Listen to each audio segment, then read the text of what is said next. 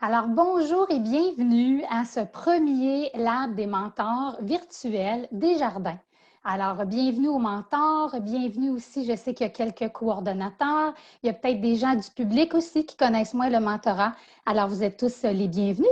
Alors, je me présente, mon nom est Nancy Grégoire, je suis directrice des relations de la communauté du réseau M et également mentor chez Sage à Québec, Sage Mentorat d'affaires. Je serai votre animatrice avec trois mentors panélistes qui m'accompagnent durant cette heure du lunch.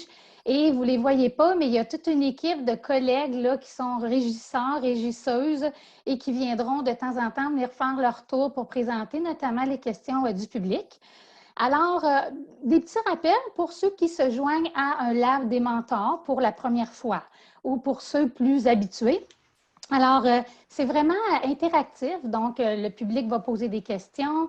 Nous, on a même un petit quiz là, à leur poser sur différentes questions. Donc, on a des discussions franches, ludiques, avec bienveillance, sans jugement.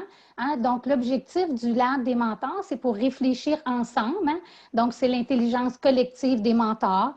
Peut-être que pour certains d'entre vous, ça vous amènera à réfléchir à nouveau sur votre approche mentorale. Donc, il n'y a pas dans le mentorat souvent de vérité absolue, mais on est là pour jaser ensemble dans le prochain 90 minutes.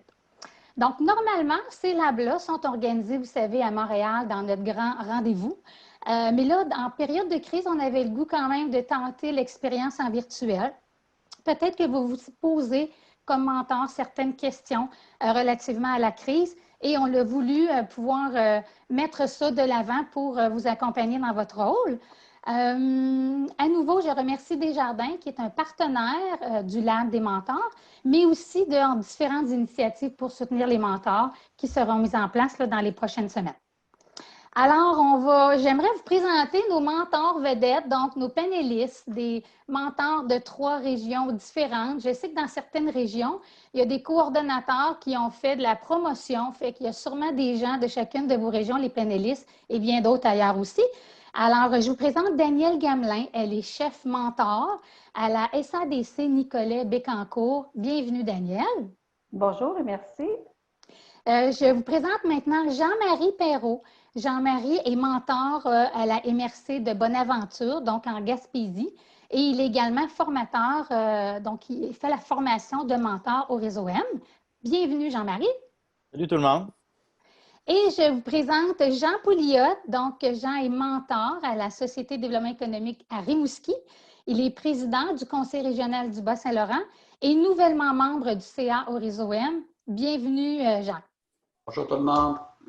Alors, vous savez, le Lab des mentors, imaginons qu'on est tous dans la même salle, puis je pense que là, on est près d'une centaine de personnes pour permettre aux participants de mieux vous connaître puis briser la classe. On vous a, en fait, on vous demande de nous partager un petit élément qui sont sur votre bucket list. Donc, la liste des choses que vous voulez faire, entendre ou voir dans votre vie. Alors, Daniel, qu'est-ce que tu aurais le goût, toi, de nous partager aujourd'hui? En fait, beaucoup de choses parce que j'ai une longue bucket list. Toutefois, lorsqu'on nous a envoyé la question, on nous a dit qu'on n'avait pas plus qu'une minute. Alors, je vais être rapide. Alors, la première des choses, en fait, ils ne sont pas par ordre, là. Je veux apprendre à parler l'anglais parce que je ne me trouve pas super pour faire tous les voyages que je voudrais faire. La deuxième, j'aimerais beaucoup, si j'avais prévu de faire cet été, je ne sais pas si ce sera possible, de faire un voyage aux îles de la Madeleine, une croisière, j'aimerais beaucoup. J'aimerais, en fait, on a un projet aussi de s'acheter un petit motorisé pour pouvoir voyager au Québec, beaucoup au Québec, parce qu'on a de très belles places au Québec. D'ailleurs, mes collègues ici savent de quoi je parle. Et j'aimerais beaucoup aussi aller visiter le Grand Canyon en Arizona. Donc, je m'arrêterai là parce que j'en ai encore beaucoup à dire, mais plein de belles choses. La vie est tellement belle. Bien, je te souhaite que tout ça se fasse, Daniel, et je trouve que c'est des bonnes idées inspirantes aussi pour nos propres bucket list. Jean, toi, qu'est-ce qui figure sur ta bucket list? Ben moi, il y en a beaucoup aussi, là, mais il y en a une particulièrement. C'est parce que je suis en train de. Je pense que je vais être bon pour le réaliser cet été. Moi, j'ai écouté en 1984, là, je tripais carrément à voir les motocyclistes faire les rallyes Paris-Dakar. Moi, je suis un motocycliste depuis 7 ans. Et je viens de vendre mes motos de route. Et je me suis acheté une moto d'aventure. Et donc, là, moi, j'ai fait Terre-Neuve par la route. Donc, mon rêve, c'est de faire Terre-Neuve par le nord, donc en rentrant par Fermont, Labrador-Cité et tout. Et là, au moins, j'ai l'équipement pour. Donc, il me reste à convaincre un chum de venir avec moi. Bien, l'invitation est lancée, Jean. Il y a plein de mentors. Il y a peut-être des motards parmi nous. Alors, Jean est à Rimouski. Bien, Jean, on te le souhaite. Jean-Marie, et toi, qu'est-ce qui figure sur ta bucket list? Oui, moi, ben, plein de choses comme bien des gens, mais particulièrement, j'aimerais ça jouer du piano. Moi, je suis arrivé dans le monde des affaires un peu comme par la musique. Je suis un grand collectionneur de vinyles, donc j'en ai plusieurs milliers. Donc, toute ma vie, j'ai collectionné des vinyles, puis je trouve ça dommage d'aimer autant la musique, mais de jamais avoir pris le temps de pouvoir en faire moi-même. Donc, je souhaite éventuellement, là, je me suis inscrit au cours de Grégory Charles là, en ligne. Là, donc, j'espère éventuellement être capable de jouer du piano comme il faut. Bien, coudonc, c'est un beau défi, ça aussi, Jean-Marie. Fait qu'on te le souhaite. Donc, Merci. collectionneur de vinyle. Alors, c'est toujours le fun de vous connaître un peu plus, les mentors. On vous connaît avec vos mentorés dans vos cellules, mais de prendre un petit moment pour faire un petit coucou personnel, c'est donc le fun, agréable. Alors, ça m'amène à la prochaine section. Donc, vous parlez un petit peu du déroulement. Donc, vous savez, normalement, le lab des mentors, les mentors ont chacun des petits cartons et ils jouent un peu la comédie. Ils ne présentent pas nécessairement leur propre point de vue pour stimuler les discussions dans la salle, notamment. Alors aujourd'hui, chacun des mentors va présenter sa propre façon de faire, sa propre opinion et on aura 3 questions à vous soumettre, soumettre aux panélistes, mais aussi soumettre au grand public. Donc, il y aura une question qui va apparaître dans votre écran que vous allez pouvoir voter. On va regarder les réponses ensemble, on va pouvoir échanger là-dessus. Et par la suite, on va ouvrir les lignes. Donc, on va vraiment être en communication, là. Donc, nos régisseuses vont pouvoir ouvrir le micro de certaines personnes qui auront des questions à poser, bien sûr, sur cette thématique-là. Et on a 3 questions pour vous sur cette heure de lunch. Donc, on souhaite une ambiance conviviale, décontractée. Toutes les questions sont bonnes. Il n'y a pas de mauvaise réponse en soi. Alors, bien, je nous souhaite tous une super belle rencontre. Et ma collègue Roxane va venir vous présenter. Je vous présente ma collègue Roxane qui a travaillé beaucoup dans l'ombre dans ce projet-là, mais tous les petits papiers, là, c'est tout conçu par Roxane, qui va nous expliquer un petit peu la technologie, si vous voulez lever votre main, etc. Roxane, je te laisse le flambeau. Merci, chère Nancy. Bonjour à tous. Bonjour à nos panélistes. Je suis très contente qu'on fasse ce lab des mentors virtuels ce midi. Pour assurer là, que ça fonctionne bien pour tout le monde au niveau technique, comme Nancy a dit, il va y avoir des interactions là, au fil de la discussion. Alors, premièrement, vous allez avoir l'outil vote. Le vote, ça va être simple. Le vote va apparaître directement dans votre écran. Alors, vous avez juste à voter, soumettre votre vote et vous allez voir les résultats live apparaître. Donc, pour ça, ça va aller simplement. Maintenant, pour tout ce qui est les interactions. Quand Daniel, Jean-Marie et Jean vont discuter, on va choisir en fait 2 à 3 personnes du public qui auront levé la main pour ouvrir leur micro. Ils vont pouvoir interagir avec eux, faire des commentaires, poser des questions supplémentaires. Pour lever la main, alors je vais vous partager un petit élément visuel qui va vous aider là-dedans. Ça ne sera pas très long. Je mets ça en plein écran. Vous devriez voir ça apparaître. Alors, l'outil main est levé. Selon si vous êtes en format mobile ou en format ordinateur, il n'est pas toujours à la même place. Normalement, c'est un icône de main bleue pour certains. Soit il est en bas de votre écran si vous ne le voyez pas. Vous avez seulement à cliquer sur « Participant ». Maintenant, vous devriez voir apparaître une fenêtre qui va s'ouvrir avec la petite main, lever la main ou « Raise Hand » là, si vous êtes en anglais. Si vous ne la voyez toujours pas, normalement, vous devriez avoir d'autres options dans Participants. 3 petits points. Vous cliquez dessus et vous allez avoir l'option main levée. Alors, moi, je vais sélectionner avec Nancy quelques personnes qui vont pouvoir donc prendre la parole. Et 20-30 minutes à la fin de la rencontre, quand on va avoir abordé nos 3 thèmes, on va prendre les questions du public. Donc, on est en mode ligne ouverte.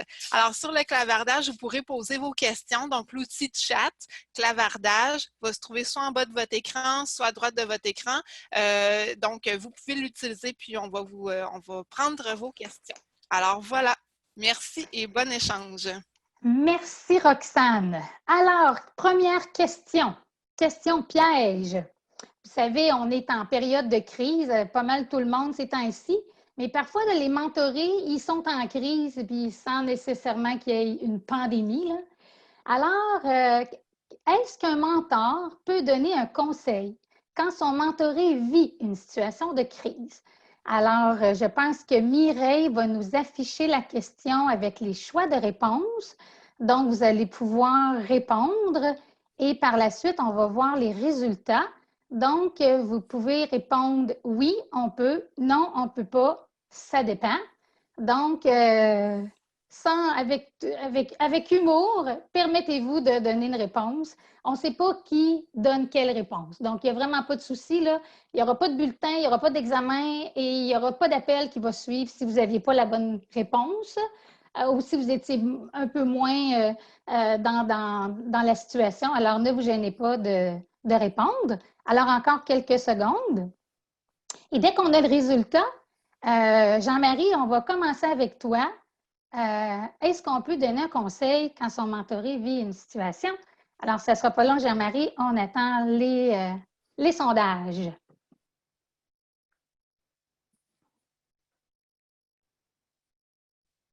Alors, on a quand même une majorité de ça dépend, 58 non 31 oui 11 Alors, Jean-Marie, toi, qu'est-ce que tu en penses?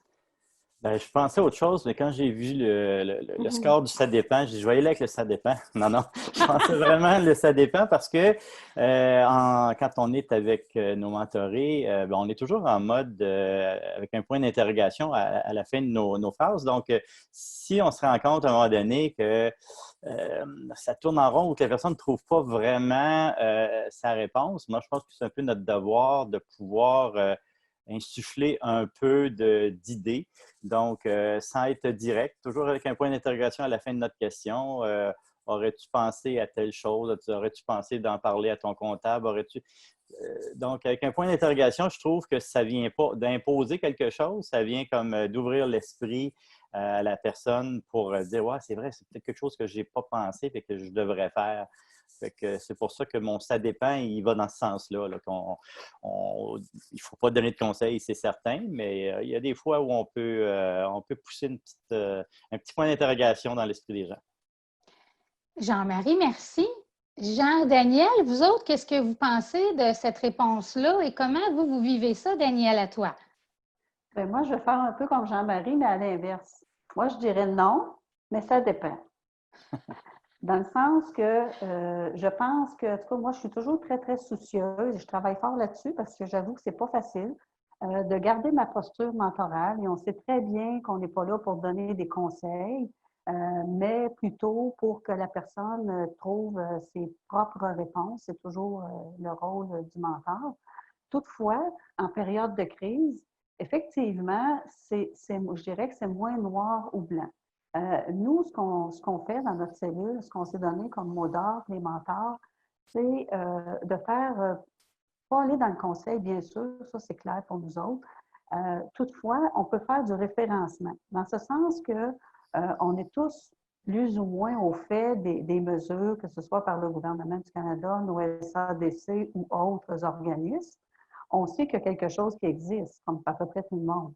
Alors, ce qu'on peut faire, c'est qu'on peut effectivement, comme dit Jean-Marie, avec un point d'interrogation ou vous, es-tu au courant qu'il existe des mesures?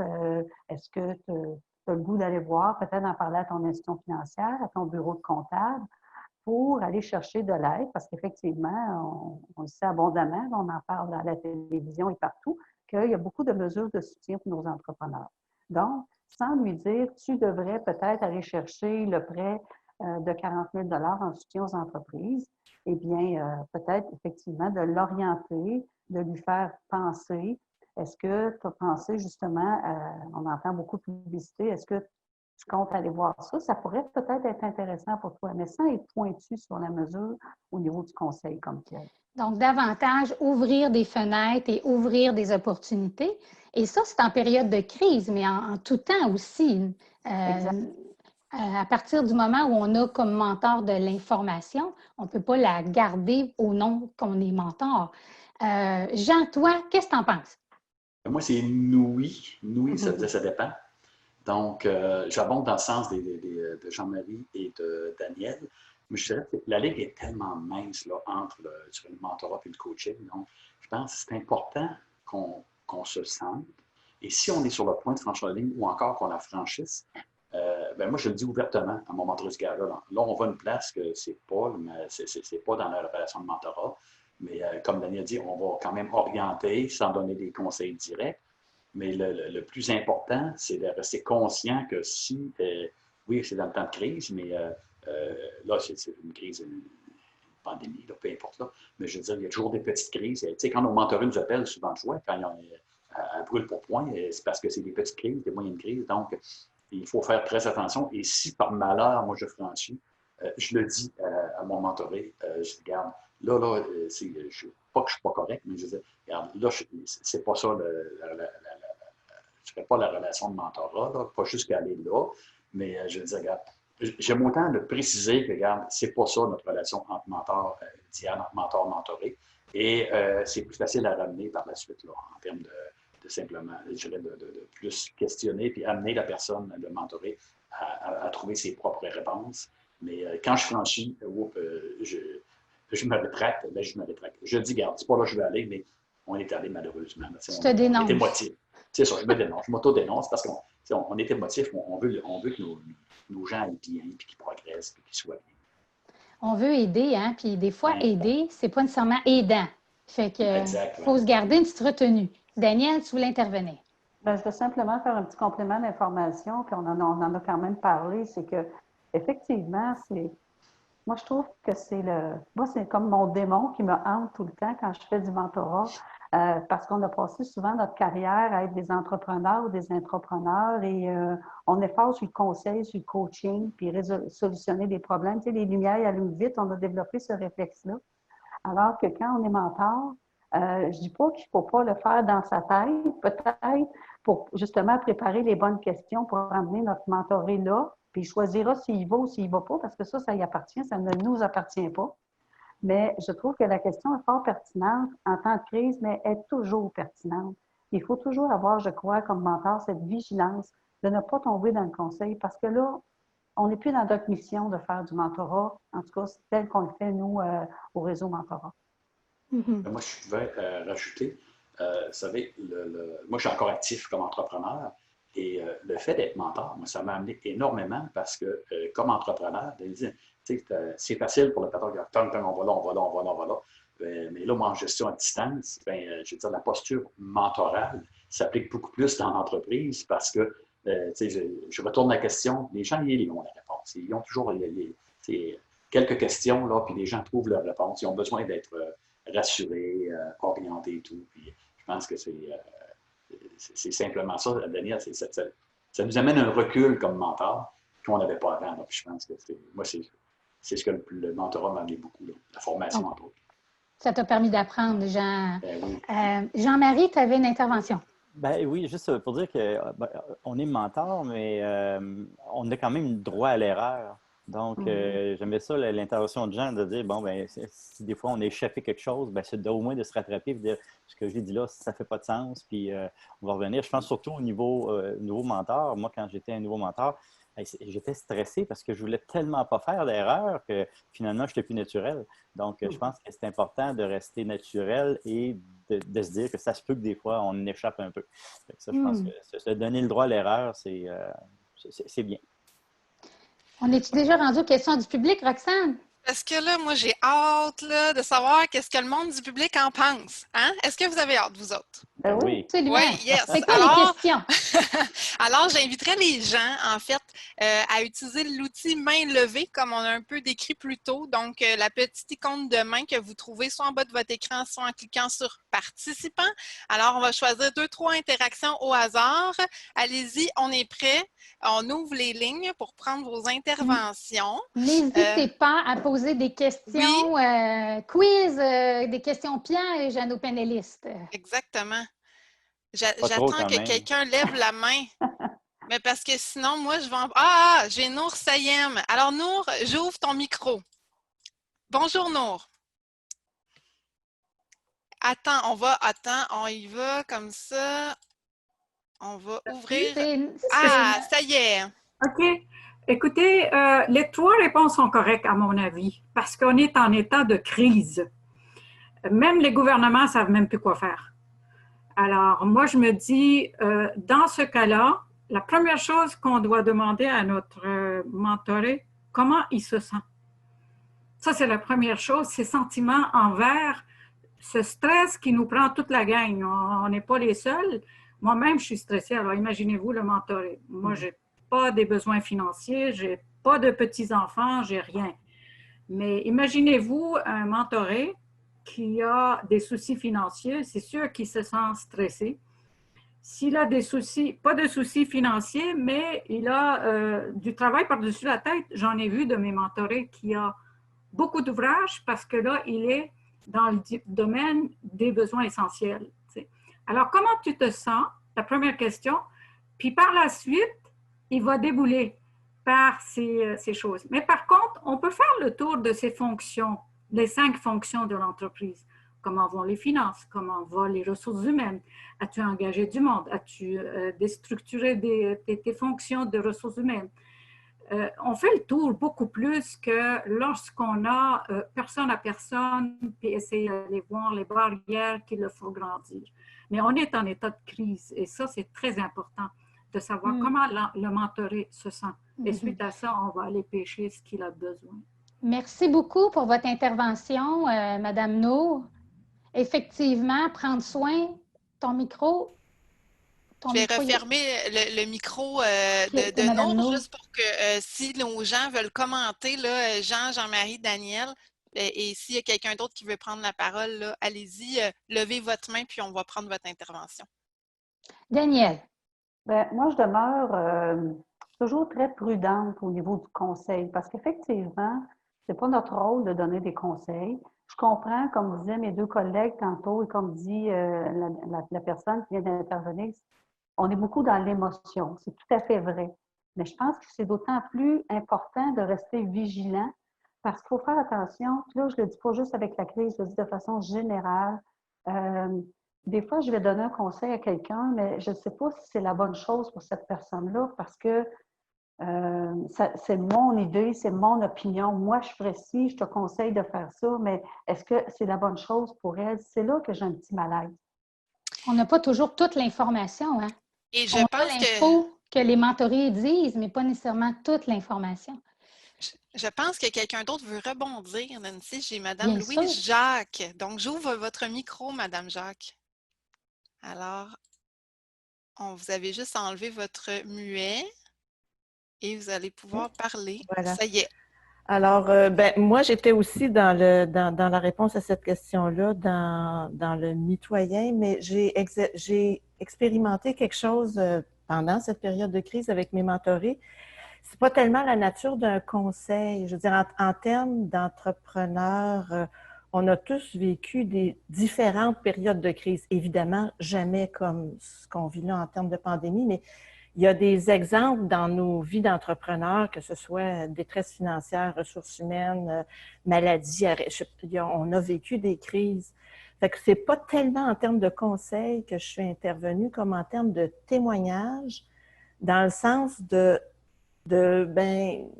c'est un témoignage de ce que j'ai vécu qui permet de prendre du recul, parce que je trouve que ce qu'on n'a pas du tout dans la période de crise, c'est le recul de notre mentoré, c'est qu'ils prennent un espace de recul pour voir s'il peut regarder les choses autrement. Fait que j'ai utilisé le témoignage, pas le conseil. Mais ça rejoint la même chose que de dire, ça force à poser la question autrement. Parce que c'est sûr que c'est une situation particulière dont je témoigne et que c'est pas la situation qu'elle vit, mais par le témoignage, ça fait arriver d'autres questions qui vont dans le sens, je pense, de la posture mentorale. En fait, c'est... voilà. Merci beaucoup, Madame Louise. Est-ce que nous avons un mentor panéliste qui aimerait renchérir là-dessus? Oui, puis après ça, écoutez, ça va Il y en a tellement beaucoup. vite qu'on va pouvoir embarquer sur un autre thème. On est-tu rendu à la conclusion de Bien, ce si thème-là? nos gens veulent rebondir avant, puis après ça, là, Y aller je vous avec une petite laisse. conclusion. Jean? Oui, effectivement, je fais la même chose.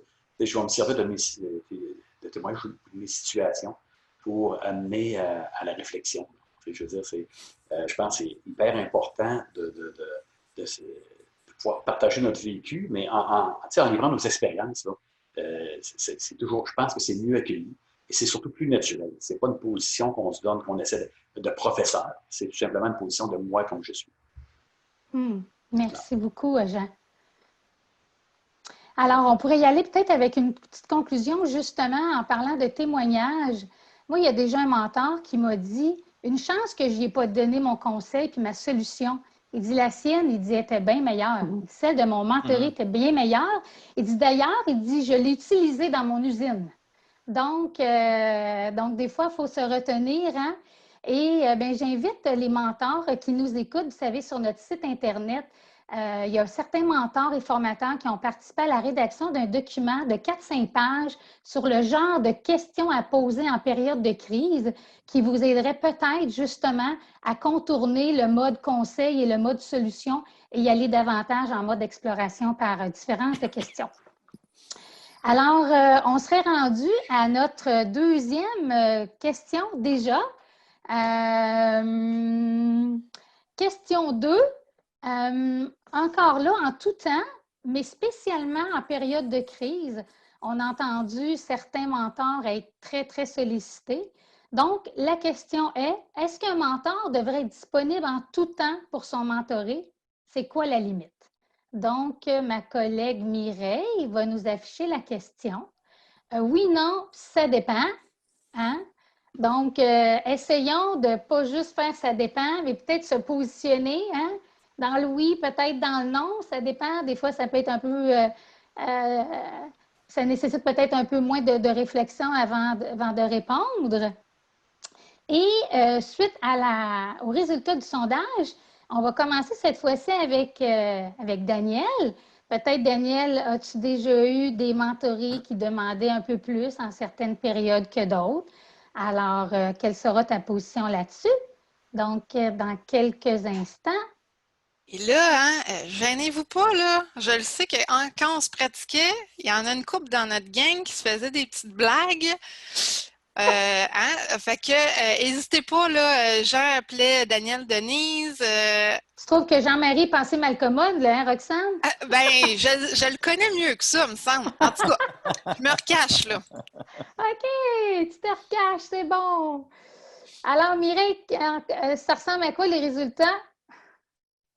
Alors, non, à 48 on ne devrait pas être disponible en tout temps. Oui, et ça dépend.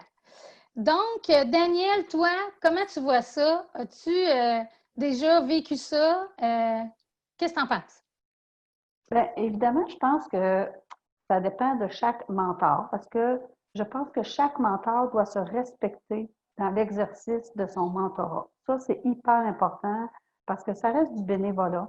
Et si on veut être heureux et faire un bon travail, à mon sens, on doit d'abord se respecter comme mentor là-dedans. Donc, si moi, je me respecte comme de ce que je suis, dans ma nature à moi, je dirais oui, parce que je suis une personne hyper disponible, mais ça dépend. Parce que, pas ça dépend, mais il y a des limites. Tu sais, dans la question, il y avait des limites aussi. Je pense que je suis une personne très disponible, puis je dis tout le temps à mes mentorés, vous savez, vous pouvez m'appeler n'importe quand si vous avez des besoins, une question spécifique.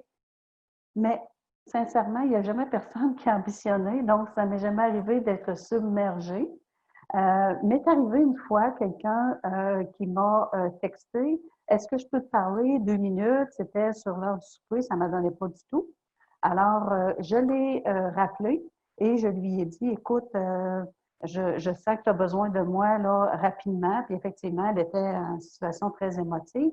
Alors, je peux peut-être te donner un 10 minutes tout de suite, mais on pourra se reprendre un rendez-vous là, au cours de la soirée si ça te convient. Bon, on l'a réglé comme ça. Je pense que ça, c'est une opinion, vraiment. Encore une fois, c'est très personnel. Hein? Je pense que oui, on doit être disponible pour nos mentorés en tout temps, jour, soir, nuit. Il y a du respect là-dedans à avoir, autant envers soi-même, de la part de nos mentorés aussi. Mais je vous dirais, moi, depuis quand même 5 ans que je fais du mentorat, il n'y a jamais personne. Je pense que je fais confiance à mes mentorés, je fais confiance aux gens en général. Il n'y a personne qui a ambitionné. Et si quelqu'un, si ça m'arrivait, ben je serais très, très, très, très à l'aise de repositionner les choses puis de mettre des limites. Donc, tu auras une discussion avec cette personne-là. Merci, oui. Daniel. Vous autres, les gars, Jean-Marie, Jean? Oui, tu peux y aller, Jean, tu veux? Non, vas-y, je ne connais pas. Non, mais t'es plus vieux que moi. Bon, ça commence. OK, je vais y aller. Je vais y aller. Vas-y, Jean-Marie. Donc, moi, ce serait non, parce que je pense qu'il faut respecter, chaque mentor doit respecter sa bulle ou son espace là, qui est intouchable. Par contre, on est des êtres humains sensibles. Moi, il m'est déjà arrivé, je savais que j'avais une mentorée qui avait des difficultés, puis elle m'a appelé un vendredi soir, j'étais en plein 5 à 7, mais vu que je savais qu'elle avait des difficultés, j'ai décidé de répondre à son appel et ça a été génial. Je pense qu'elle l'a beaucoup apprécié. Donc, j'ai pris la décision de répondre à ce téléphone-là, mais j'aurais pu ne pas répondre. Donc, je pense que c'est comme mentor, il faut se respecter, il faut garder nos limites, mais il faut rester humain quand on sait qu'on peut aider quelqu'un. On le ferait pour un ami, donc souvent, nos mentorés, sans dire qu'ils deviennent des amis, mais je veux dire, ça devient des personnes importantes dans nos vies, donc on aime bien en prendre soin. Merci, Jean-Marie. Toi, Jean, oui, vas-y, mon Jean. Ouais, la prochaine question, ce sera qui est le plus vieux des deux? Donc, moi, je veux dire, je suis cartésien, là, puis lorsque la crise est arrivée, puis avant, je ne l'avais pas fait de façon officielle ou structurée, là, mais moi, j'ai appelé mes mentorés, j'ai regardé, je suis disponible n'importe quand, OK? Puis on va prendre le texto. Vous m'envoyez un texto, est-ce que tu es libre?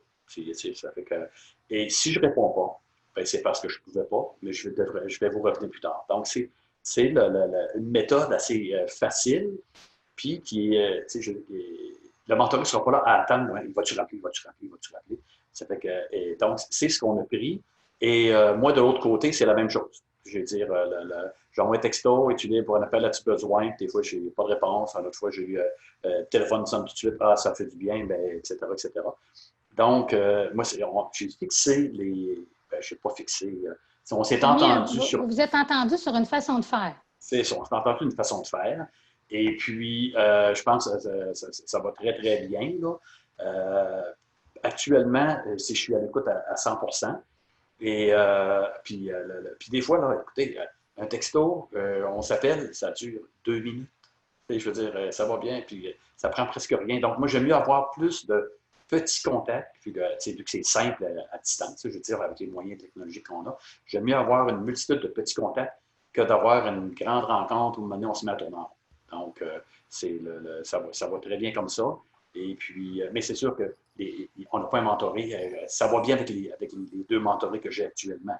J'aurais 2 autres personnes, puis probablement que ça pourrait être différent. Donc, c'est la méthode que j'ai trouvée. Donc, c'est disponible tout le temps.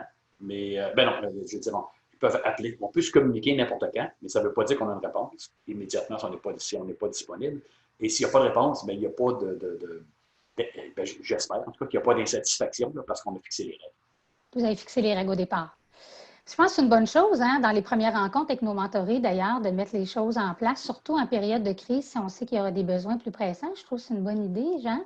Daniel, tu voulais ajouter quelque chose?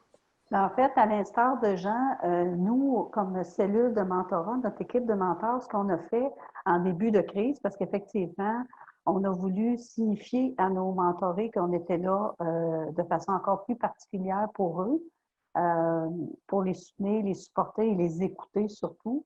Alors, ce qu'on a fait en début de crise, c'est que chaque mentor, on a convenu que chaque mentor rejoignait son ou ses mentorés pour lui dire qu'il était là pour lui et qu'effectivement, s'il y avait des besoins, de ne pas hésiter à rejoindre son mentor.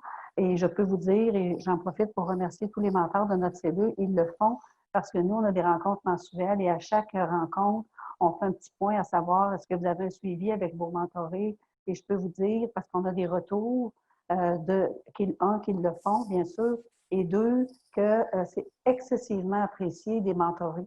Et en fait, surtout en période de crise, puisque c'est de ça qu'on parle, c'est important que, et là, nous, on en a des preuves, nos mentorés nous le disent, juste de savoir que tu es là pour moi, c'est déjà extraordinaire. Donc, nous, on pense peut-être qu'on ne fait pas grand-chose, là, mais pour eux, c'est beaucoup. De savoir qu'on est là, et parce que, vous savez, concrètement, là, quand est arrivée la crise, là, tout le monde était pris là, dans les opérations. Hein. C'était beaucoup plus dans le savoir-faire, puis le mentorat, on aurait bien pu dire on met ça de côté parce que là, il y a de l'ouvrage, puis il faut que je vois ma business. Alors, nous, on a pensé qu'au contraire, oui, pas au contraire, mais encore plus, le mentorat est hyper important parce que, comme disait une dame tantôt, on vit beaucoup, beaucoup d'émotions, c'est du jamais vu. Donc, les mentors sont encore plus nécessaires et oui, ils doivent être disponibles, mais évidemment, et ça aussi, on l'a vécu, il y a des mentors qui eux-mêmes, qui sont en activité, en opération, ne pouvaient pas être là pour leur mentorer. Donc, ce qu'on a fait, c'est qu'on a fait de la suppléance entre nous, on s'est supportés l'un l'autre et je pense qu'on a été en mesure comme ça de répondre aux De vous demandes de rendre soutien. complètement disponible pour tous les mentorés, même pour ceux qui avaient un mentor un peu moins disponible. Chapeau, Daniel, belle initiative. Roxane, tu nous arrives avec des questions du public? Oui, je voulais juste aussi souligner qu'on a des gens de Chaudière-Appalaches économique avec nous qui mentionnent qu'eux aussi, ils ont pu faire ce genre d'initiative-là. Puis c'est vraiment le fun quand tous les mentors se mettent ensemble avec leur organisme puis soutiennent les entrepreneurs de leur région. Alors oui, s'il y a des gens qui veulent commenter un peu ce qu'on vient d'entendre, alors vous utilisez l'outil Lever la main. Alors je pense que j'ai une première personne. Monsieur Alain Delorme. Donc, Monsieur Delorme, j'ouvre. Alors, vous Monsieur avez juste à... Delorme de Sherbrooke-Innopol. Oui, vous avez juste à ouvrir votre micro maintenant. Alors, ça devrait fonctionner dans quelques... Bonjour, Alain. OK, Ah, bonjour. voilà. Bonjour tout le monde. Bonjour. De Bonjour, vous Alain. voir. Moi, ça va pas mal dans le même sens que Daniel. Mes mentorés, je suis là, je fais du mentorat depuis maintenant 17 ans, je crois. Et mes mentorés savent qu'ils peuvent me rejoindre en tout temps, mais en tout temps, je pense que le respect s'installe aussi. Je n'ai jamais été dans les 17 ans, j'ai jamais eu d'abus. Et ça arrive plutôt vraiment occasionnellement que les gens m'appellent en dehors des réunions qui sont toujours planifiées d'avance. Puis la plupart du temps, quand quelqu'un m'appelle, c'est pour me raconter un bon coup. Tu sais, les gens, ils n'ont pas souvent de personnes avec qui ils peuvent partager leur bon coup. Et puis ça, je les reçois tellement, tu sais, ça me fait tellement plaisir quand quelqu'un vient d'une bonne nouvelle, puis qui n'attend pas à la rencontre, puis il dit, faut là, je te dise ça. Bien, ça, là, pour moi, c'est ma paye. Donc, des fois, c'est arrivé qu'il y avait un problème spécial, mais en général, c'est pour m'annoncer des bons coups. Donc, je demeure disponible. Merci beaucoup, Alain, de cette intervention. Roxane, est-ce qu'on a d'autres questions, d'autres personnes qui aimeraient se manifester? J'en ai pas pour le moment pour ce thème-là, mais de toute façon, Excuse-moi, Roxane. Ah, Jean-Marie, il a levé le petit doigt. Il a Ouais, quelque chose à peut-être nous faire du raconter. pouce sur ce que Alain disait, et même, c'est rare, je suis d'accord avec Daniel, mais ce qu'elle a dit tantôt, là, je suis d'accord avec, c'est que c'est vrai que c'est rare que ça arrive. Tu sais, il y a cette question-là, on a beau dire aux gens, tu peux m'appeler n'importe quand. En tout cas, moi, j'ai jamais eu d'abus, c'est arrivé une fois, puis je savais que consciemment, je répondais parce que je savais que la personne était plus en détresse. Mais les gens abusent vraiment pas. Moi, je pense qu'il faut que les nouveaux mentors n'aient pas peur de ça. Les gens sont très respectueux. Sinon, ben, il y a toujours moyen de mettre les règles, hein, comme Jean puis comme Daniel nous a manifesté. D'ailleurs, moi, j'ai eu un mentor qui m'a confié qu'il recevait parfois à 11h15, 11h30, un long texto là, de 100 mètres de long et que ça l'indisposait un petit peu. Donc, s'il y a des mentors qui avaient ces soucis-là, même si on sait que les mentorés sont généralement extrêmement respectueux, hein, donc, de votre avis, on prend un petit moment pour répondre ou pour recadrer ou pour proposer un autre moment. Mais je pense que de juste savoir que vous êtes disponible et surtout intéressé à les aider, je pense que ça peut faire toute une différence. C'est bon, Nancy, vous pouvez continuer. On n'a Oui, pas d'autres interventions. Donc Daniel et après Jean. Daniel, à toi, tu veux répliquer à Jean-Marie? Ben, même pas. Oh! OK, même pas! Même pas. C'est encore jeune, c'est pour ça. Merci. En fait, je voulais répliquer à M. Delorme. À M. Delorme. Oui, tout simplement dire que j'aime beaucoup son intervention parce que c'est vrai, j'aime ça le côté positif qu'il a apporté parce que, effectivement, moi aussi, ça m'arrive, je dirais pas régulièrement, mais assez souvent, que mes mentorés vont me texter, vont m'envoyer un courriel pour me signifier un bon coup, quelque chose qu'ils ont réussi, donc quelque chose qu'on travaillait et puis qui ont réussi. Je trouve ça tellement formidable. C'est vrai que c'est notre paye. Et puis, oui, on est là pour les supporter, pour les aider quand ça va moins bien, les aider à réfléchir, mais on est aussi là pour célébrer avec eux les choses positives qui leur arrivent. Puis c'est vrai qu'ils n'ont pas toujours quelqu'un, oui, ils ont leur famille, leurs amis, leurs employés, tout ça, mais ça, d'ailleurs, c'est vrai autant pour les choses positives que pour les choses à améliorer. On est là vraiment pour eux, puis on est vraiment neutre, on a une belle objectivité, même si effectivement on développe un attachement, là, on est là vraiment, ça nous permet aussi dans notre rôle de mentor d'être là pour les accompagner dans tous les moments. Donc, je voulais simplement faire le petit clin d'œil à M. Delorme, que je trouve ça extrêmement positif. Puis, il faut développer aussi le positif dans nos relations avec nos mentorés, leur faire voir aussi le positif dans ce qu'ils vivent, parce qu'effectivement, la nature humaine est souvent comme ça. Dans les rencontres de mentorés, ils vont nous arriver avec des problématiques, on va chercher des solutions ensemble dans le sens qu'on va les aider à réfléchir. Mais il faut aussi, je pense, se permettre, nous, comme mentors, de leur faire un reflet de tout le positif qui leur arrive et dans leur attitude aussi, d'être positif comme entrepreneur. Je pense que ça les valorise beaucoup. C'est une belle façon aussi. En fait, ça démontre, hein, quand on prend le temps d'appeler son mentor pour y souligner un bon coup, qu'il y a vraiment une chimie, hein, la fameuse chimie dont les coordonnateurs, on est à l'affût de ça. Ça démontre qu'il y a une réelle chimie là, quand mentoré prend le temps d'appeler son mentor pour une bonne nouvelle. Merci, Daniel. Jean, tu voulais ajouter? Oui, c'est ça, c'est un commentaire sur... mais là, Jean, il faut que ça soit court. Oui, ça va être court. Daniel, okay. Hein, c'est un commentaire sur un propos de Daniel qui est si sage et si jeune. C'est important, je pense, pour les mentors. Tu sais, il y a des mentors là, qui sont actifs en business, qui sont soit en difficulté ou en souci, qui vivent la crise comme tout le monde. Je pense qu'on doit se servir entre nous, tu sais, je veux dire, j'aurais fait du mentorat ad hoc entre mentors. Je pense que si on se sent qu'on a besoin d'aide, il ne faut pas hésiter à demander aux gens de notre cellule, tu sais, conseils, nous aider, conseils ou... au moins d'en parler, je pense que c'est de ne pas rester seul là-dedans comme mentor. C'est ça, il y a tellement de richesses dans chacune de nos cellules. Donc, il ne faut pas hésiter, que ce soit lors des réunions globales ou encore auprès d'un autre mentor, qu'on s'adonne mieux avec et tout. Donc, il ne faut surtout pas rester isolé, autant pour le mentoré que pour le mentor. Donc, discuter avec votre chef mentor, votre coordonnateur, à d'autres mentors, comme tu disais. Donc, de ne pas vivre ça seul. Si vous avez un inconfort avec un mentoré, peu importe ce qu'il est, que ce soit au niveau de la gestion du temps ou autre, faut demander hein, de l'aide du reste de la cellule. Toutes des gens qui sont bienveillants. Hein, tous les mentors ont ça en commun, hein, la bienveillance et le non-jugement. Merci. Roxane, on serait rendu à notre troisième question. Ça fait-tu du sens? Y a-t-il des questions, des commentaires? Écoute, Ça bouge-tu, son Ça... siège, Écoute, notre participants? monde est tranquille, mais là, on arrive à un bout là, après la troisième question. Est-ce qu'on va prendre les questions du public? Fait que je pense que préparez vos questions, messieurs, dames. On va les prendre. La question 3 risque d'être fort intéressante par ailleurs. Je te laisse la poser. OK. Donc, Mireille, prépare, s'il te plaît, notre petit sondage.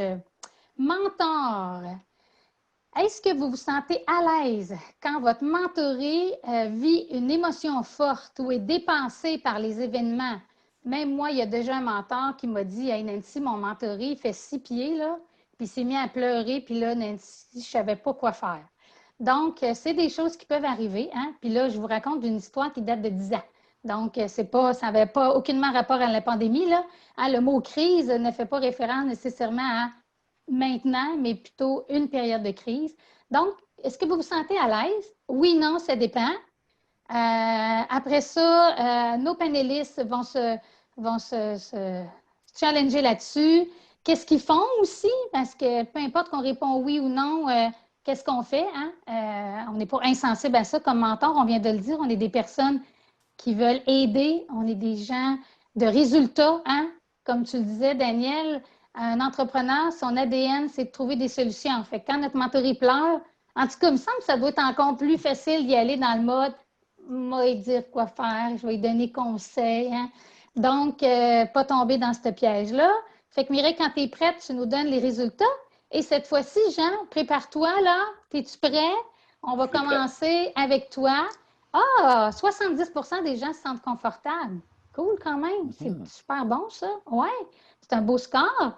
Donc, toi, Jean, comment tu vis ça quand, je ne sais pas si ça t'est déjà arrivé dans tes relations mentorales, puis comment tu fais pour vivre ça, là? Ouais, Qu'est-ce que tu fais avec ça?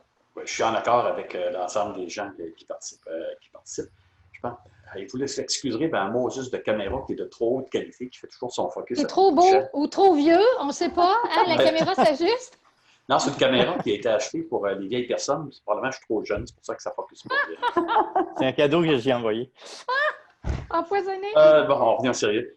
Moi, je pense que c'est important de connaître notre mentoré. C'est sûr qu'en début de relation, c'est plus difficile, mais je pense que c'est important de connaître le caractère, le niveau de réactivité de notre mentoré. C'est différent pour chaque personne. Hein. Donc, il faut prendre le temps d'observer.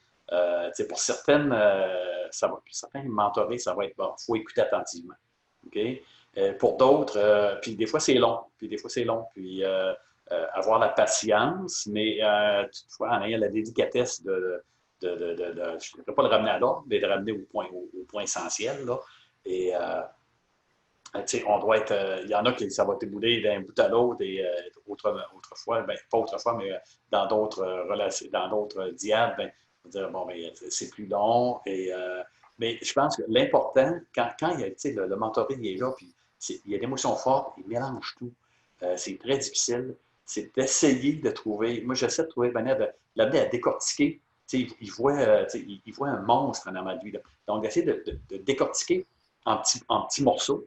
Puis ça, regarde, après ça, je vais questionner ou l'amener à réfléchir sur chacun des petits morceaux. Puis dans le fond, quand tu as fait l'ensemble des petits morceaux, tu te rends compte que ton gros monstre, là, il n'était pas si pire que ça. Il est là quand même, mais en le décortiquant en petits défis, ça devient plus en petites bouchées, c'est ça. Hein, ça devient plus facile, je pense que je dirais pas à solutionner, mais du moins à comprendre puis à reprendre ses esprits et à retomber sur terre. Moi, c'est plus dans ce sens-là. Mais c'est sûr, quand le feu est pris, quand la panique est prise, il y a des fois que c'est très difficile à ramener les gens. Donc, il faut agir avec délicatesse et puis il faut surtout faire attention pour ne pas tomber dans le conseil. Tu devrais faire ci, tu devrais faire ça. Il faut écouter comme il faut. Là. Mais c'est très, très, très délicat. Hein? On est dans les sentiments, c'est plus dans le rationnel, donc il faut agir avec prudence. Jean-Marie, toi, es-tu d'accord avec ça? Comment tu vis ça, toi? Oui, puis c'est oui, parce que ça fait partie un petit peu de notre mission, notre devoir. On est en situation d'aide. Puis je pense qu'il y a une chose avec laquelle il faut... moi, avec le temps, j'ai appris à être meilleur là-dedans. Au départ, je pense que je ne l'étais pas. C'est quand il y a un moment d'émotion ou un moment de pleurs ou peu importe. Je voulais trop rapidement revenir dans la situation, mais je pense que c'est important de laisser le temps que ça prend. C'est pas grave le temps. Il faut apprendre à accepter ce temps-là de vide, de pleurs ou peu importe, sans nécessairement que ça nous touche trop, parce qu'on est en relation d'aide, donc il ne faut pas embarquer dans le malheur de la personne, mais il faut être là pour l'aider. Mais la période de temps, plus elle est longue, à la limite, je pense que plus elle est bénéfique, puis plus on développe une belle relation avec notre mentoré, parce que c'est dans ce vide-là que ça crée beaucoup de confiance. Un silence, ça fait beaucoup de choses. Dans les silences, oui. Le silence, parfois, ça fait de la magie. Donc, toi, Jean-Marie, tu pourrais même dire qu'il peut arriver des fois 1 ou 2 rencontres où c'est vraiment plus émotif, puis vous ne parlez pas vraiment de l'entreprise, mais plutôt de comment la personne se sent. Et pour toi, c'est un moment privilégié pour établir une relation. Ben moi, je le prends comme vraiment, ça me définit que la personne a vraiment confiance en moi. Si elle va dans ça, ça veut dire que c'est un cadeau, effectivement. Donc, j'ai à bien répondre à ça parce que personne ne me donne un cadeau, donc il faut que je prenne le temps de ne pas la brusquer là-dedans. Donc, les temps de silence, pour moi, sont des... Mais au début, j'avais de la misère, ça, je dois l'avouer. Mon Dieu, que je trouvais ça dur. Mais avec le temps, ben, je pense que là, je m'en viens pas pire. D'ailleurs, dans la formation des mentors, hein, ils nous le disent que quand la personne prend le temps de réfléchir et qu'il y a un silence, c'était possiblement une excellente question. Fait que dans le fond, il faut se mettre un petit collant à chaque fois qu'il y a un silence parce que ça veut dire que peut-être qu'on a posé une question qui les amène vraiment à réfléchir. Daniel, tu voulais ajouter? Bien, en fait, pour une fois, je suis d'accord avec mes 2 collègues. Bravo! Enfin, Je pense qu'on est 2 filles, 2 gars. Effectivement, la réponse, c'est oui. Toutefois, je veux quand même peut-être soutenir nos mentors aussi là-dedans, parce qu'effectivement, on parle d'émotions fortes, on ne parle pas d'une émotion ordinaire, là, on parle d'une émotion forte. Ça peut, comme nous l'a dit Jean-Marie au début, il trouvait ça difficile. Effectivement, surtout quand on commence comme mentor ou même, ça fait longtemps, c'est pas tout le monde qui est à l'aise avec des émotions fortes. Donc, moi, je pense que dans ces moments-là, si on sent qu'on a besoin d'aide parce qu'on a vécu une situation où on s'est senti, on le sent, le malaise, nous autres aussi, là, on a le droit comme mentor de demander de l'aide, soit à notre chef mentor, soit à notre cordeau, soit à un autre mentor avec qui on a des bons liens et qu'on pense qu'on peut même aussi peut-être l'apporter à notre rencontre d'équipe. Ça peut être un sujet fort intéressant à discuter à une rencontre d'équipe de mentors. Nos rencontres, à savoir comment vous vous comportez, c'est un peu ce qu'on s'explique entre nous aujourd'hui ici. Mais je pense que c'est un sujet qui peut être très intéressant à une rencontre d'équipe, de savoir qu'effectivement, c'est pas toujours facile, mais je crois que oui, je crois que, d'ailleurs, je pense que je suis zéro surprise que tout le monde ou presque ait répondu oui, parce que, comme tu l'as dit, Nancy, on est des êtres bienveillants, empathiques, donc... c'est rassurant pour le réseau M. Et les coordonnateurs aussi, et les chefs mentors. Super. Merci beaucoup, Daniel. Roxane, oui. Tu veux intervenir? Nancy, on a déjà quelqu'un qui lève la main. Du roi, là. Tu es un peu mon fou du roi. Je trouve que tu fais super bien ça. Écoute, on a Rosaire Quévillon qui aimerait discuter là, du sujet qu'on est en train de parler. Alors, je vais ouvrir le micro pour M. Quévillon. Rosaire, à Saint-Jean-sur-Richelieu, mentor de très longue date. Rosaire, qu'as-tu à nous raconter? Est-ce que le son est revenu? Oui, on bonjour Rosaire. D'accord. Alors, bonjour à tous. Alors, voici, moi, je veux apporter un peu de variété, c'est-à-dire que ma réponse, c'est non. Je ne me sens pas à l'aise quand mon mentoré ou ma mentorée n'est pas à l'aise elle-même. Et si on vibre un peu au même diapason, sans avoir de symbiose, c'est bien sûr, il faut être un peu à l'extérieur, mais je crois qu'il faut vivre un peu la situation. Et souvent, le vivre dans le silence. Pas total, parce qu'on va entendre les pleurs. Là. Je caricature peut-être un peu, mais c'est ça. Et par expérience vécue, la personne, dans ses émotions, à un moment donné, est-ce que tu peux m'expliquer quel type d'émotion surgit? Et elle dit, donne-moi du temps. Hmm. Je vais te l'expliquer. Mais là, elle ne pouvait pas. Elle était trop prise. Et avec ce temps, après le revenu, elle dit, si tu savais comme ça m'a fait du bien. Mais j'ai juste écouté et écouté en silence. C'est fou comment est-ce que le silence fait son effet. C'est incroyable. Donc, là-dessus, je me ferme, je garde le silence. Merci, Rosaire, pour ce beau témoignage. Merci beaucoup. Est-ce que nous avons un panéliste qui aimerait rebondir là-dessus? Jean? Je pense que ce que Rosa dit, c'est vraiment important. Là. Je veux dire, on est des êtres humains. Il n'y a pas un être humain pareil. Il n'y a pas un mentoré pareil. Il n'y a pas un mentor pareil. Et puis la relation entre les deux n'est jamais identique. Donc, c'est ça. Il faut vraiment avoir l'intelligence de comprendre la situation. Puis, tu ne peux pas arriver et pousser. Là. C'est pas un employé ou quelqu'un que tu dis va faire tel job ou tel autre. C'est une relation, je pense, d'égal à égal. Et ça se fait dans le respect. Donc, je pense que ce que Rosa dit, l'important, c'est d'avoir l'intelligence ou la brillance de comprendre la situation et d'y aller avec le temps que ça prend. Merci, Jean, pour ton intervention. Roxane, s'il n'y a pas de questions du public, puis tu me donnes un petit 20 secondes. Tu en as une question, Roxane? OK. Oui, j'en ai une question. Moi. Écoutez, là, vous savez, on vit les relations de mentorat en mode virtuel. Moi, j'aimerais savoir, qu'est-ce que ça fait pour vous comme différence de faire vos relations en mode virtuel, puis comment vous gérez surtout les émotions comme ça qui se vivent de pleurs ou des émotions intenses en mode virtuel? Y a-t-il quelque chose de différent? Comment vous gérez ça? Jean-Marie en premier, Daniel deuxième. Daniel est plus jeune, tu peux lui donner la parole. Jean-Marie, vas-y. OK, je vais le parler. C'est moi le boss ici. Ouais, là. OK, c'est bon, excuse-moi. Je ne suis pas habitué à ça. Je ne suis pas habitué à ça. Le mode virtuel, tant que moi, peut-être parce que ça reste que c'est plus nouveau, là, je trouve qu'il y a une certaine couche qu'on perd. Il y a une couche d'émotion qui est perdue, il y a une couche de senti qui n'est pas là. En tout cas, c'est peut-être moi qui est dans le champ pour l'instant, mais je n'arrive pas à retrouver exactement le même type de relationnel que quand on le fait en vrai. Donc, pour moi, c'est quelque chose qui n'est pas encore 100% parfait, dans mon sens.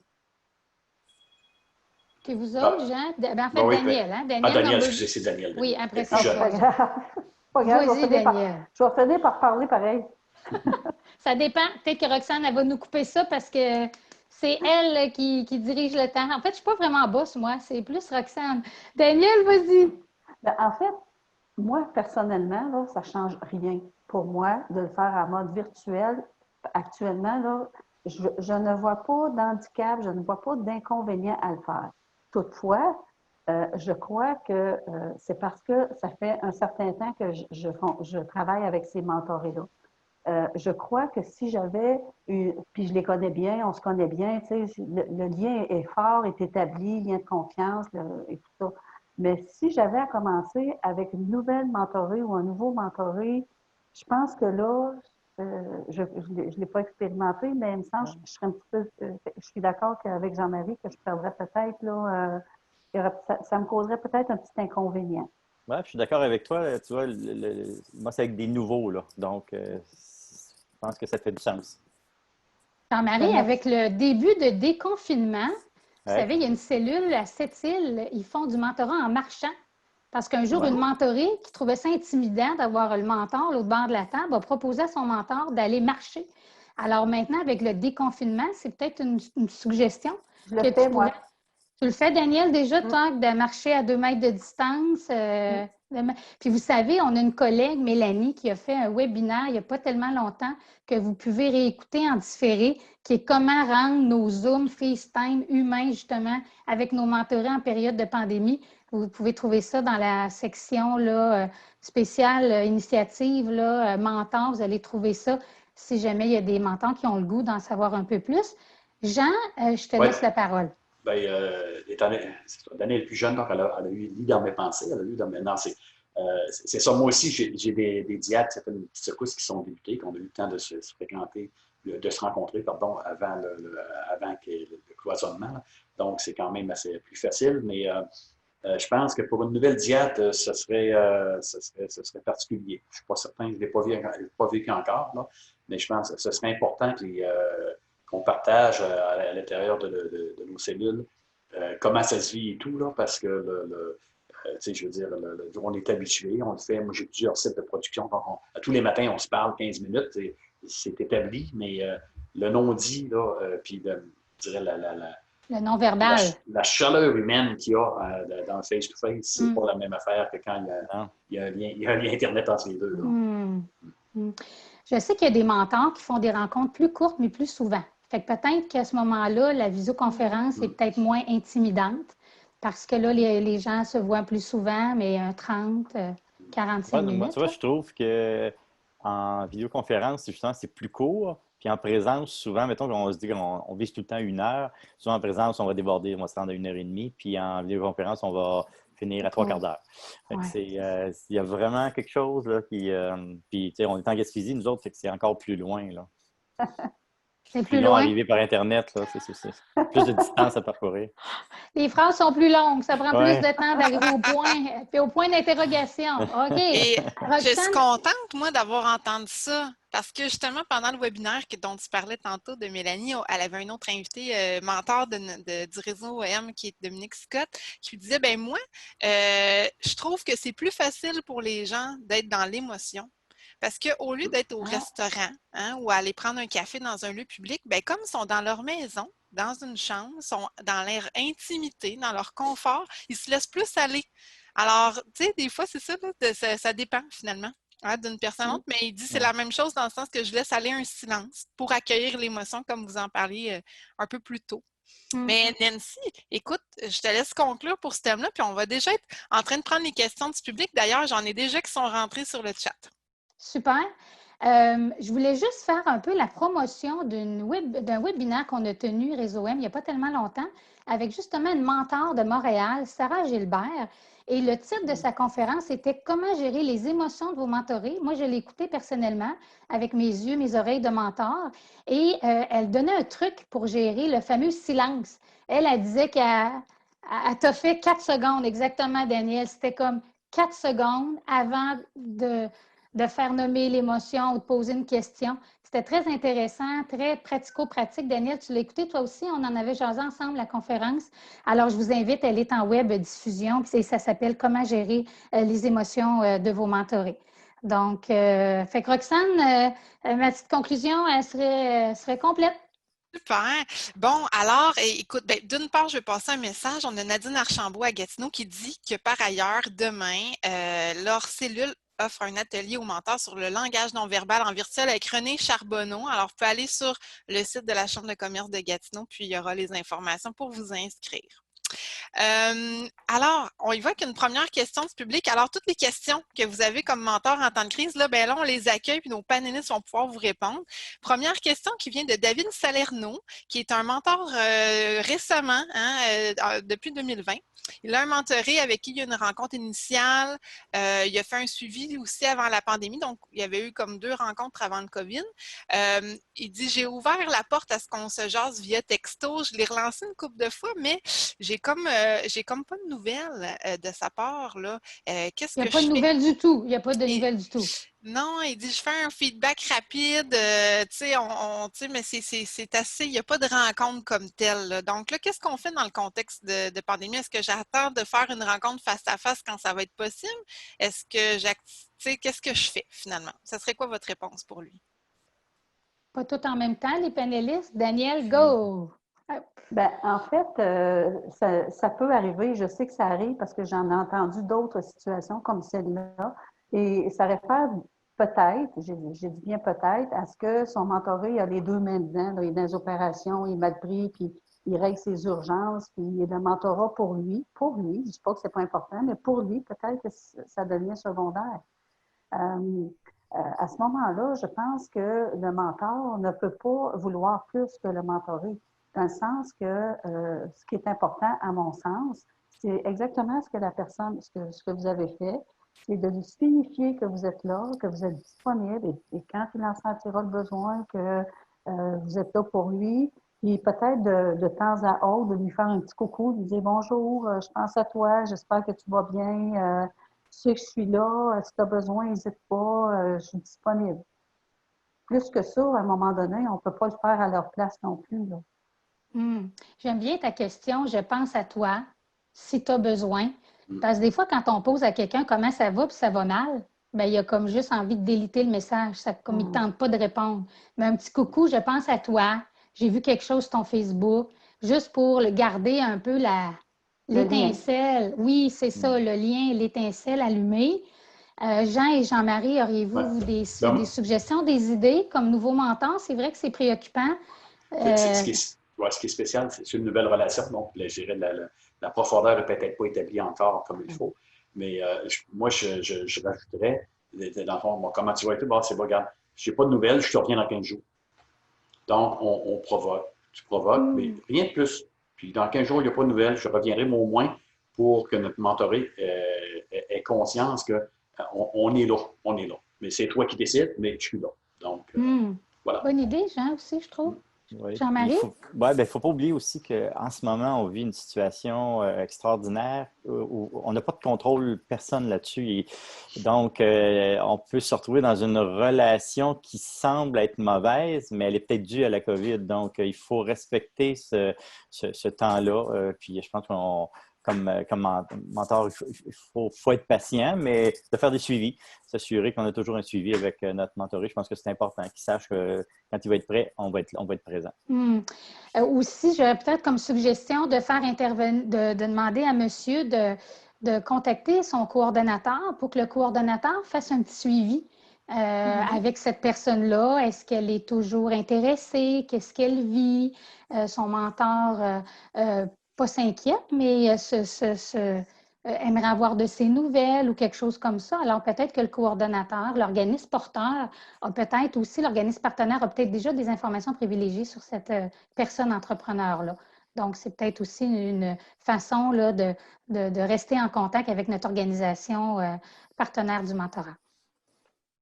Autre question, Roxane? Écoute, M. Salerno, il a écrit 3-4 fois merci. Alors, toutes vos réponses étaient bien complémentaires. Vous reviendrez à notre prochain Lab des mentors et vous en ferez la promotion. C'est notre première, je le trouve bon, Roxane. Avec la techno et tout, là, puis nos panélistes aussi, là.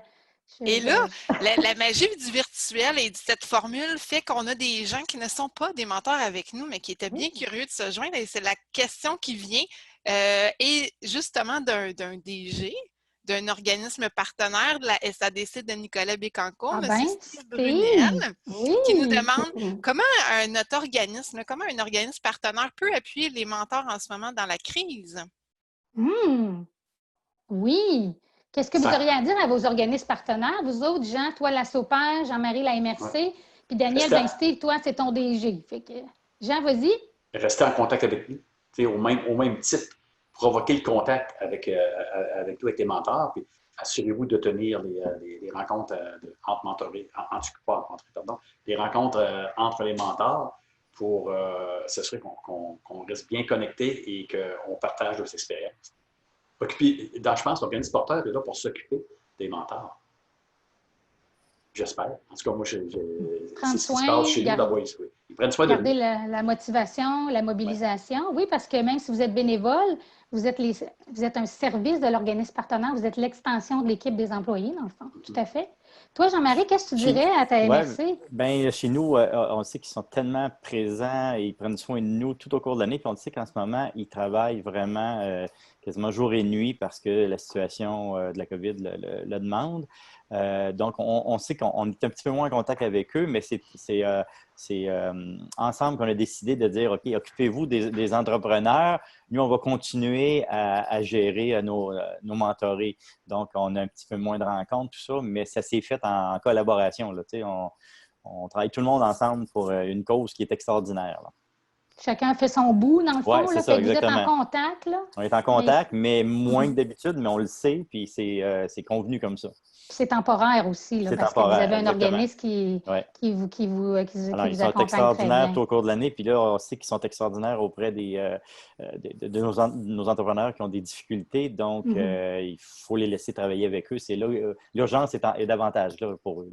Puis les organismes n'ont pas juste des entrepreneurs mentorés comme clients, mais toutes les entreprises de votre territoire, bien entendu. Là. Absolument.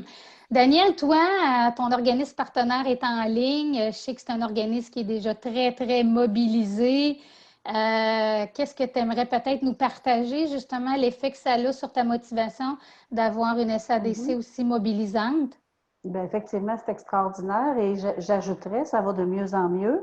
Parce que je suis d'accord encore une fois avec mes deux partenaires ici, mes deux collègues. On est en train de le voir, Jean. On va le voir. Faire une équipe avec ça, là. Ouais. Bref, trêve de plaisanterie. Effectivement, je suis tout à fait d'accord qu'il faut garder le contact. C'est hyper important et j'en profite d'ailleurs pour remercier Steve. Même s'il a posé la question, je lui retourne le boomerang. Le remercier parce que c'est exactement ce qu'il fait. On est toujours dans le coup, il prend bien soin de nous et il nous tient au fait de tout ce qui se passe dans l'actualité de l'organisme comme tel. Et comme on jasait un petit peu en début, on ne donne peut-être pas des conseils, mais des fois, on peut faire du référencement où on peut poser des questions qui vont amener à utiliser peut-être les moyens qui sont à la disposition au niveau de l'organisme porteur notamment ou d'autres organismes. Donc, je pense que juste le fait, encore une fois, d'être là, et ça, c'est vrai en temps de crise, mais c'est vrai tout le temps, et effectivement, de savoir que l'organisme est là pour nous et que la porte est ouverte. Juste de savoir que la porte est ouverte, s'il y a quelque chose, bien, on sait qu'on peut aller poser nos questions. Ça nous garde beaucoup mobilisés, effectivement. Daniel, votre organisme partenaire est quand même très, très innovante au niveau des façons de reconnaître votre travail bénévole. Notamment, vous êtes invité au party de Noël, à la rencontre du conseil d'administration. Je ne sais pas si tu voudrais donner peut-être quelques exemples pour les organismes qui sont en ligne ou des mentors qui pourraient amener ces idées-là aussi dans leur organisation. Bien, nous, en fait, c'est très simple. On fait partie de l'équipe. Bon, c'est pas juste pour faire smart, là, pour nous garder mobilisés ou motivés. C'est vrai dans les faits. Steve nous invite, bien sûr, à l'AGA.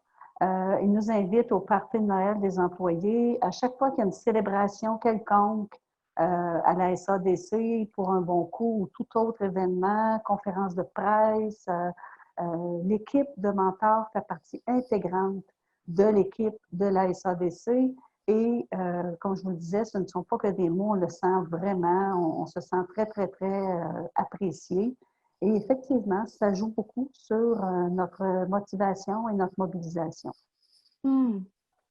Chapeau, Steve. J'espère que votre région va être inspirante pour d'autres organisations aussi qui parfois auraient le goût d'en faire un petit peu plus là, pour leurs mentors maintenant ou un petit peu après la pandémie, parce que là, comme Jean-Marie nous le témoignait, beaucoup d'employés dans tous les organismes de développement économique ont vraiment mis beaucoup, beaucoup d'efforts à, en fait, déployer tous les argents disponibles par les différents paliers de gouvernement aux entreprises. Donc, peut-être un peu moins de temps pour la gestion de bénévoles, mais toujours très importante, bien sûr, et nécessaire. Roxane, d'autres questions? C'était bonne? Elles sont toutes bonnes, les questions. Pas pire, hein? Franchement, c'est bien le fun. N'hésitez pas d'en poser d'autres via le clavardage. On va les prendre avec plaisir. Par contre, moi, j'en aurais une, là. Qu'est-ce que je fais là? Est-ce que je dois aider un mentoré qui s'en va dans un mur? Un mentoré là, qui s'en va vers la faillite, qui vit un échec en ce moment pendant la crise ou hors la crise, hein, parce que bon, ça peut arriver à tout moment. Qu'est-ce que vous faites avec ça? Vous intervenez pas? Comment vous aidez la personne qui s'en va là-dedans? Là? Jean-Marie.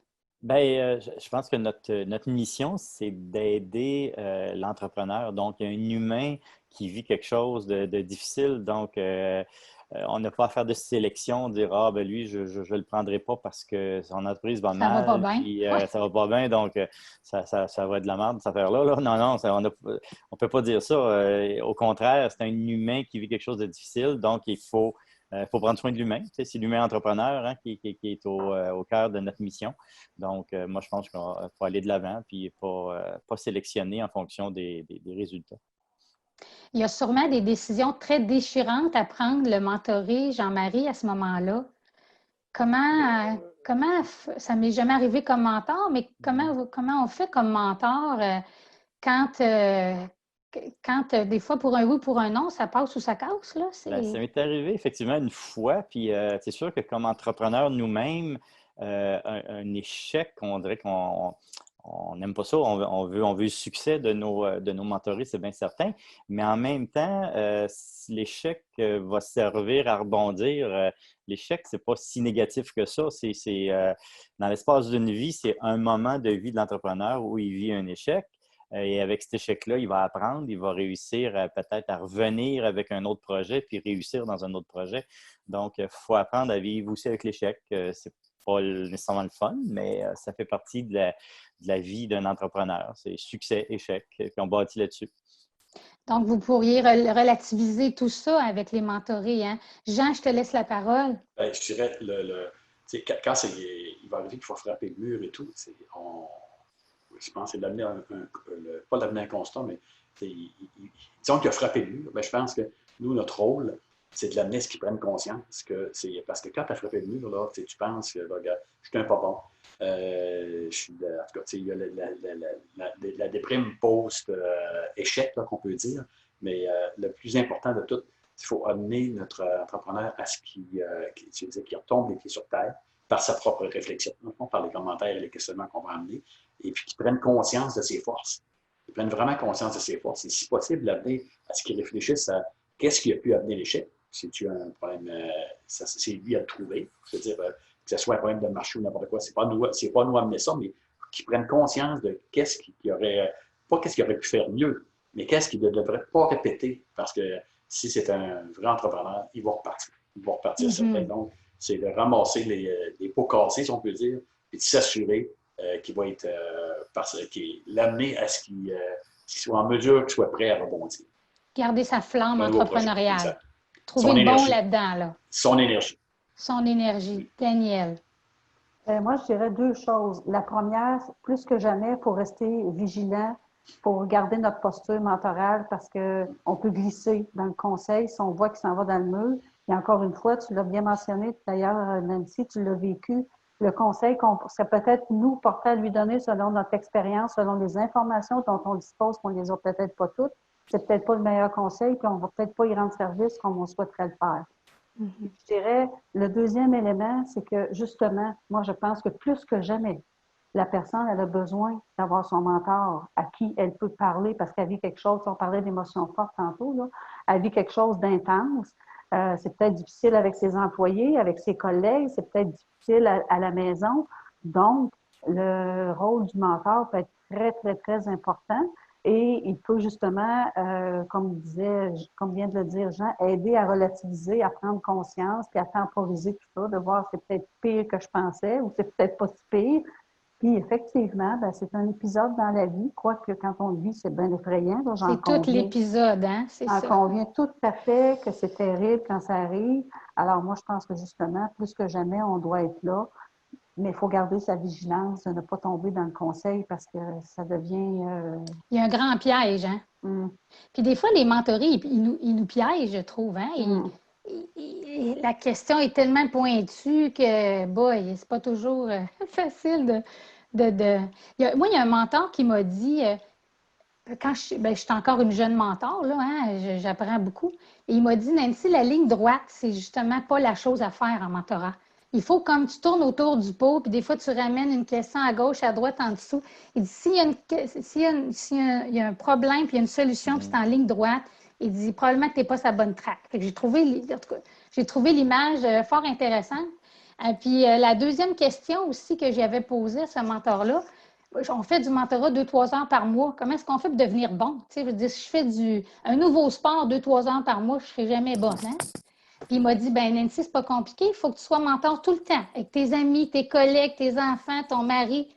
Puis là, j'ai fait, ah boy, oui, c'est en fond, le mentorat, c'est comme un mode de communication. Hein? C'est de rentrer dans le monde de l'autre, puis de comprendre sans juger, puis de laisser. En tout cas, je pense que c'est jamais fini, hein, l'apprentissage d'être mentor. Je pense pas qu'un jour, on peut dire, ah là, je suis bon, c'est terminé, j'en ai eu 10, 12, puis là, je sais tout, je comprends tout. Je trouve que plus j'en apprends sur le mentorat, plus j'ai l'impression que j'en ai encore plus et autant à apprendre. Je ne sais pas, vous, de votre côté, Jean-Marie, tu nous confiais que tu avais une quinzaine de diades, là. Toi, as-tu l'impression d'avoir plus rien à apprendre? Non, non, mon doux, c'est un apprentissage à chacune des rencontres. Puis c'est ce qui fait que j'ai gardé la même flamme que j'avais au début parce que j'apprends vraiment tous les jours. Puis toi, je ne sais pas comment est-ce que tu es comme mentor, mais tu es excellente animatrice. Jean-Marie, puis elle est jeune en plus. Ben oui. Ah, c'est très agréable de discuter avec vous autres. Vraiment, là, il y a des moments, j'ai complètement oublié qu'on était avec plein d'autres mondes, tellement il y avait une belle chimie. Puis moi, Jean-Marie, tu vois, on est en Zoom, on est beaucoup d'individus de partout au Québec et peut-être même il y a des gens de la France ou dans la francophonie canadienne qui ont des cellules de mentorat. Pourtant, j'ai l'impression d'être très près de vous, puis je pense qu'on a pu créer, parce que même si on m'a dit de ne pas checker le chat, des fois, je vois des choses passer, des bravos, des félicitations. Bien, je pense qu'on a réussi à créer quelque chose d'assez intime, malgré qu'on est juste en 2 dimensions. On n'est pas en 3 dimensions, puis on ne peut pas, comme à l'époque, se faire décoller. En tout cas, moi, je vous retourne le compliment à tout le monde. C'était un grand plaisir. On n'est pas encore rendu à la fin, mais en tout cas, je saisissais le moment pour vous dire toute mon admiration et mes remerciements envers vous. Nancy, moi, ce que je trouve qui est vraiment fantastique, là, on était, il y avait 100 quelques inscriptions, tu disais, là, Roxane, en dedans d'1h30 pour les gens qui participent, là, ça aurait pris une journée ou 2 jours pour se réunir tout le monde pour réussir à avoir cet échange-là, malgré qu'on dit qu'il n'y a pas de toucher parce qu'on est en mode virtuel, mais on a le partage quand même. Là. Ça, c'est fantastique. Là. Je veux dire, ça ne sera plus comme avant à cause de la crise de la COVID, mais il y a des choses qu'on va découvrir qu'on n'avait pas avant. Regardez en termes d'efficacité, comment ça peut être efficace. En 1h30, là, toute l'expérience qu'on va se partager, les apprentissages, on va tous donner des meilleurs mentors. On a vraiment des beaux commentaires. Nancy vient d'en parler, mais ça ne cesse et ça veut juste dire qu'il va falloir se donner un autre rendez-vous, je pense, à l'automne, c'est sûr. Nancy, on arrive à la fin du LAB. Je sais que tu as une petite conclusion, mais moi, j'aimerais dire que j'ai beaucoup apprécié mon expérience avec vous aujourd'hui, ce midi, avec les participants, avec vous, chers panélistes et Nancy. C'est vraiment le fun de refaire ça en mode virtuel. Vous savez, c'est mon 3e LAB et je suis contente de voir que la formule virtuelle fonctionne aussi bien que celle en présentiel. Alors, c'est pour un prochain rendez-vous. Alors, merci à vous. Le bébé Lab des mentors grandit en virtuel, puis il grandit bien, Roxane. Oui, effectivement, je me dois de faire quelques remerciements d'usage, bien sûr. Vous 3, hein, on était ensemble près d'1h30, mais vous nous avez quand même accordé quelques rencontres pour qu'on puisse un petit peu quand même se préparer. Merci de votre générosité, votre authenticité aussi. Merci beaucoup à Desjardins. Il y a peut-être des gens chez Desjardins qui sont avec nous aujourd'hui. Merci d'être partenaire du Lab. Roxane et Mireille, que vous voyez pas là, mais vous êtes des régisseuses fantastiques. Moi, j'ai pu vraiment me concentrer à ma tâche. Je savais que Roxane allait rebondir pour pas que j'oublie mon petit déroulement. Fait que j'ai fait ça, bien sûr, du mieux, mais je savais que j'étais bien appuyée. Et, bien, chers mentors, on vous invite à aller consulter la section initiative dans l'onglet mentor. Il y a plein de vidéos pour vous autres. Il y a des questions à poser en temps de crise. Mais plein d'autres affaires. Vous avez reçu aussi de notre part, Roxane et moi, une infolette aujourd'hui avec des questions encore que comme mentor, on se pose. Les coordonnateurs pourront relayer parce que l'infolette réseau, elle n'est pas dédiée à tous les mentors. Mais c'est vrai qu'après, par exemple, demain, on va vous envoyer l'enregistrement du Lab et vous aurez accès à ces fameuses réponses aux 10 questions les plus fréquentes en temps de crise. Super.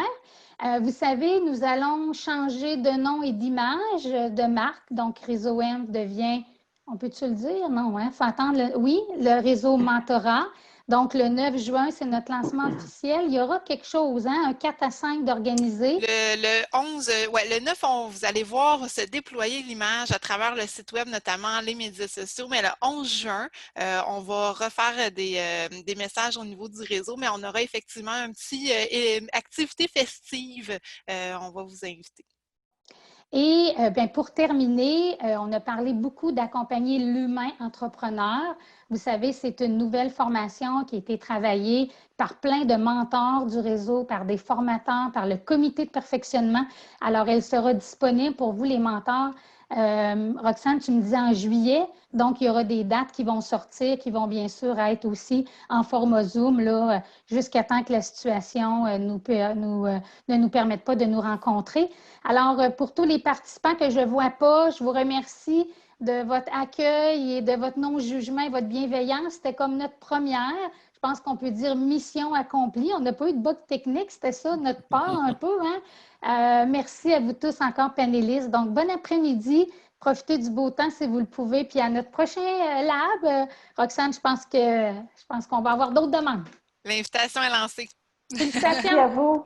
Merci tout le monde. Au revoir. Tout le monde, merci beaucoup. Au revoir.